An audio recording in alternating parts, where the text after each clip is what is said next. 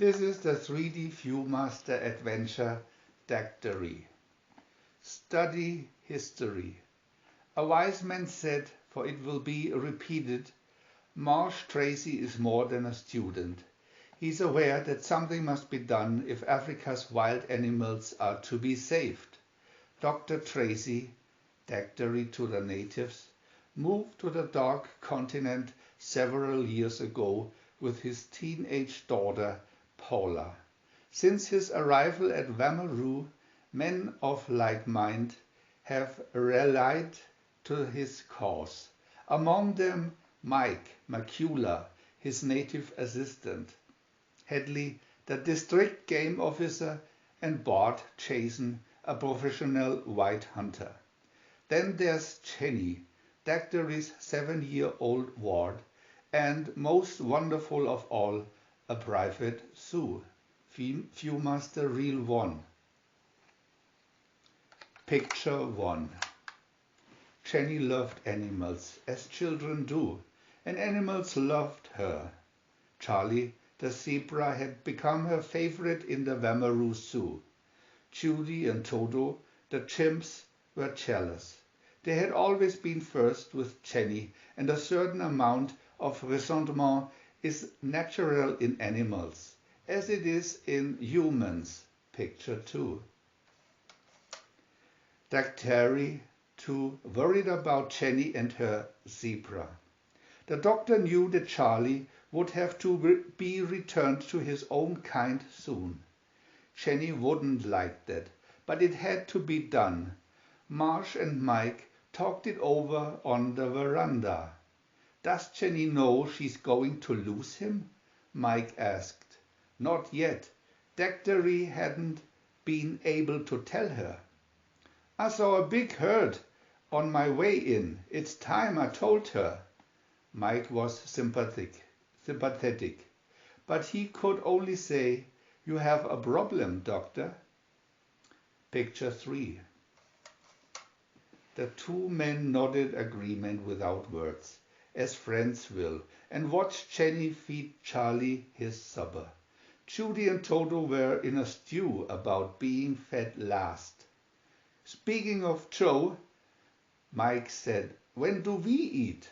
We have to do the cooking, Marsh apologized. Paula's off shopping for something in Nogoro. They grinned and went into the house. Jenny, however, was too busy with her pet to notice them. She had acquired the same love of animals as her guardian and had to see Charlie got all his vitamins. 'Cause Daktari says, they'll make you strong. Picture 4. Before long, Marsh called out, supper time, and Jenny headed for the house. Something, though, stopped her dead in her tracks. Once she knew what she'd seen, she ran, and she yelled, Daktari! Mike, come here quick! Tracy had just put the last plate on the table when he heard her cry. Together, he and Mike tore from the house and were soon at Jenny's side. What is it, honey? The doctor asked. I don't see anything, Mike said. Well, it's gone now, but it was right there. Marsh remained calm. Where, honey, what? Right over there, she pointed. I saw a tiger. Now, Jenny, tigers live in Asia, not in Africa. You know that? Mike tried to be reassuring. It was possible she'd seen a leopard. One thing certain, it wasn't Sarang, the tiger they kept in the compound. He was wolfing down Joe in his cage. Put it out of your mind if you can, Marsh suggested. Picture 5. It rains nearly every night in the tropics. This night was no exception. It rained cats and dogs. Jenny was uneasy in her bed. Charlie was getting wet. She knew it and had to do something to keep him dry. She was slipping into her raincoat when Daktari came into the room. Going for a walk at this hour? He wasn't smiling. I'm going to cover up Charlie, Jenny told him. Marsh called her Jennifer when he was angry, and that is what he called her now. "Jennifer, take off that raincoat and get back into your bed." "But Daktari," Jennifer pouted, his stripes fade. Picture 6. Statements like that deserve no answer. Tension had turned to lumps in Jenny's bed. The thunderstorm had driven Judy and Toto under the covers. "All right, you two, get out there," Daktari ordered. The chimps, ham actors both, crawled from under the covers. If Tracy thought he'd seen the end of them that night, he was mistaken. Judy and Toto climbed into the dresser drawers Jenny had left open. Marsh smiled. "Okay, but you'd better behave or out you go." Picture 7. Tracy was halfway through the door when Jenny called after him. "Daktari," she asked, "why don't animals live in houses like people do?" Daktari thought a minute. He didn't like to answer because, and then replied, "Nature has given wild animals special ways of adapting. Long ago, men lived in caves as animals sometimes do today. We've changed, honey, and the animals haven't." All through the night and well into the next morning, the tiger Jenny thought she'd seen roamed near the house.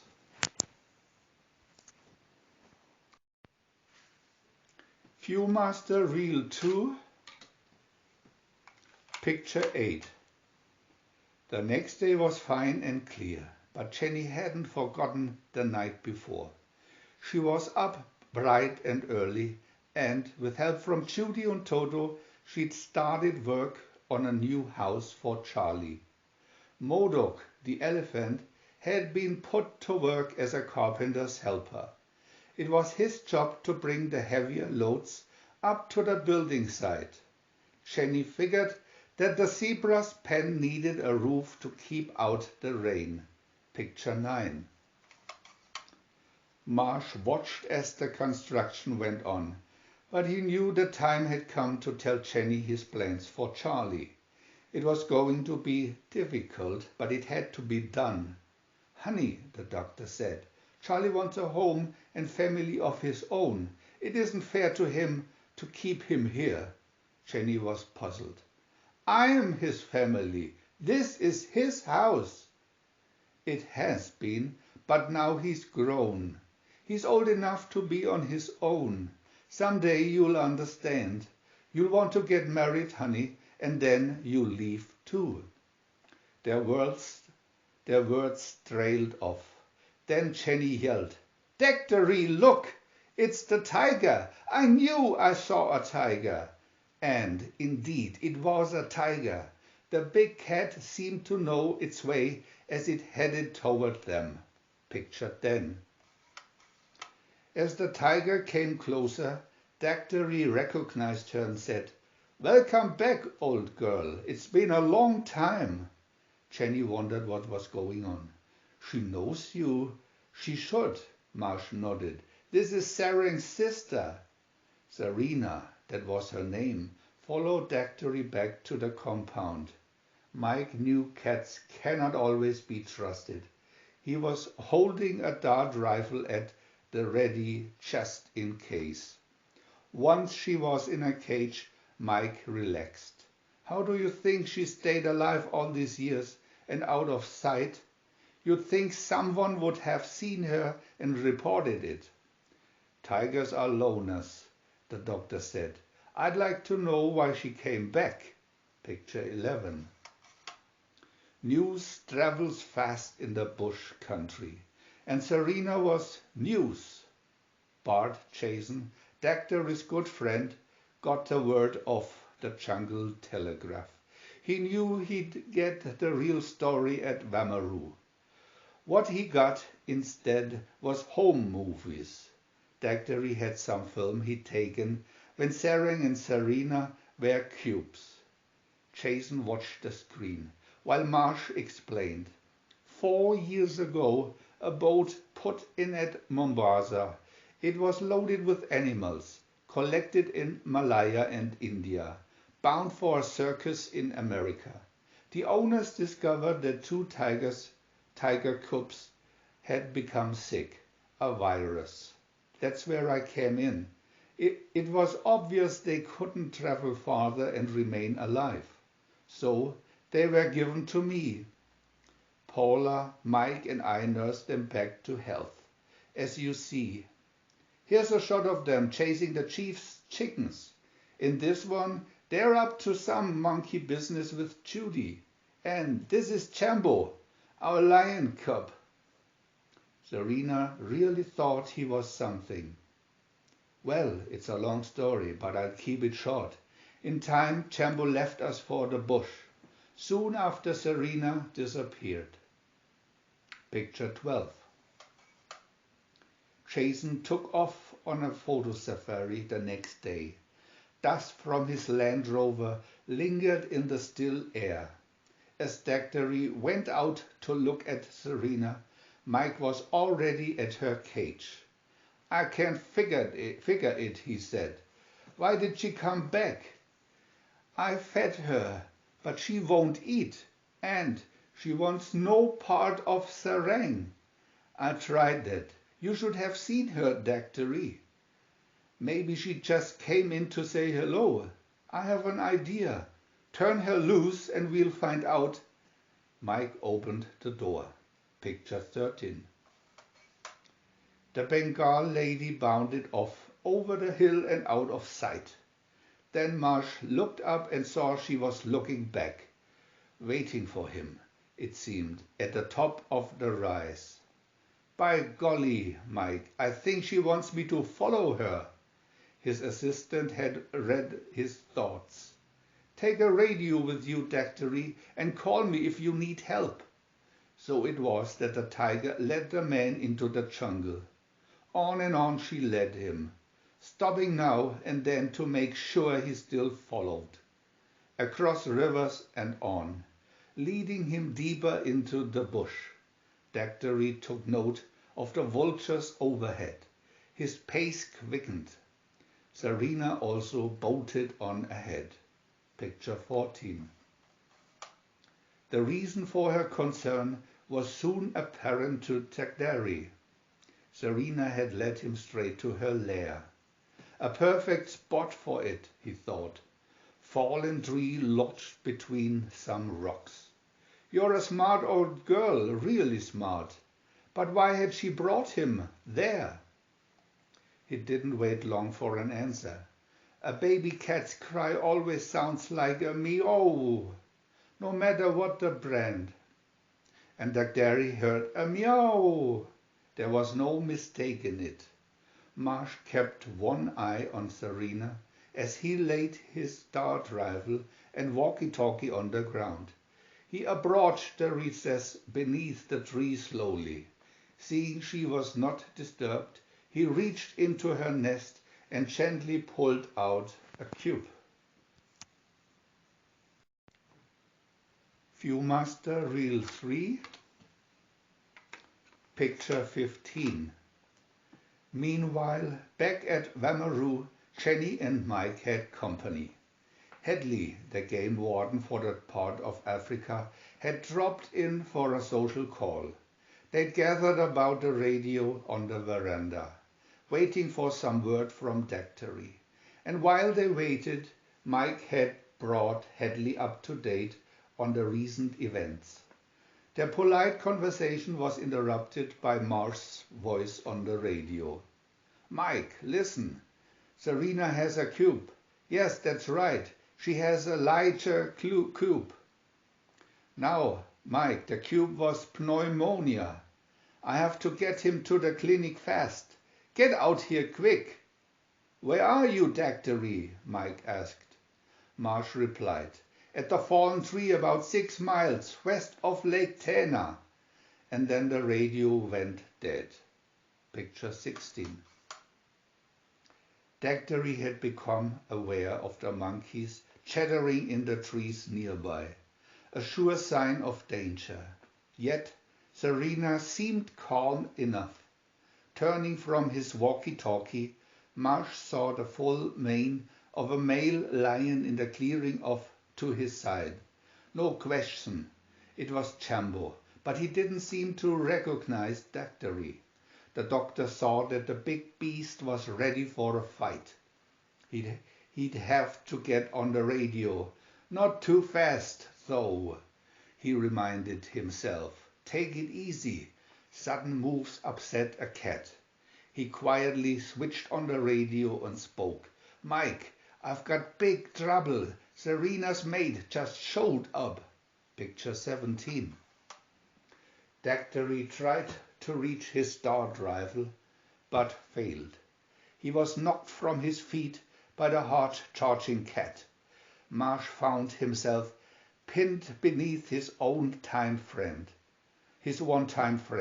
In desperation, he grabbed Chambo's mane in an effort to get out from under him. As they rolled in the dust, Serena watched from the sidelines, apparently not wanting to choose a side. The lion seized Daktari's arm. Marsh could do anything but try to force her into his mouth to avoid the fangs. Daktari neared the border of shock. His vision blurred, and he could only say, "Serena, help!" before he blacked out.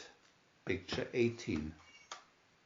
Suddenly realizing her cube's health was a stake here, Serena rushed her mate and knocked him off Daktari. Chambo couldn't quite understand her attitude, but backed off as she seemed to snarl. "I mean business, Buster." Serena's intervention in the fight probably saved Daktari's life, for it was Mike drove up in the zebra stripe, helped the badly shaken doctor. Salver shots and extensive loving care, however, soon had the young fellow back on his feet. The doctor, though still a little stiff and sore, recovered too. Jenny was much on his mind now. She spent more time than ever with Charlie. Dr. Tracy couldn't find a remedy for that. Picture 19. A week had passed. The cube was well enough to travel. Daktari intended to take him back to the spot where he'd been found, but as he and Mike were loading up the jeep, Hadley came by the compound. "See here, old chap," he said, "I haven't seen a league in me whole life. I suspect you've been pulling my leg." Daktari smiled at his old friend. "He wouldn't do that, Hadley. You see, this little boy's father was a lion and his mother's a tiger. Now, if his father had been a tiger and his mother a lion, he'd be a tigon." "Ah, so that's it, is it? Well, chums, if you were of a mind to take the baby back, you can forget about it. Look up there, his parents have come to pick him up." Picture 20. Chambo and Serena were up on the knoll above Wameroo. They'd come in to check up on their son. Dr. Tracy had only to climb the hill away and put their baby down. The Liga cube raced the rest of the way and was soon with his mother. All this hadn't been wasted on Jenny. Picture 21. Marsh turned his attention to Jenny and found she'd joined her friend, Charlie, at his pen. "There's a big herd of zebra on the plain, Daktari." "Mike saw 'em. I heard you talking about it." "Yes, that's right, honey," Daktari told her. "Your friend Charlie seems to know it too." "Well, I've been thinking, I guess if I really love Charlie, I better let him go." Jenny opened the door to Charlie's pen. The zebra sniffed the wind and galloped off in the direction of the herd. And Daktari wondered, at that moment, if he could ever be angry enough again to call her Jennifer.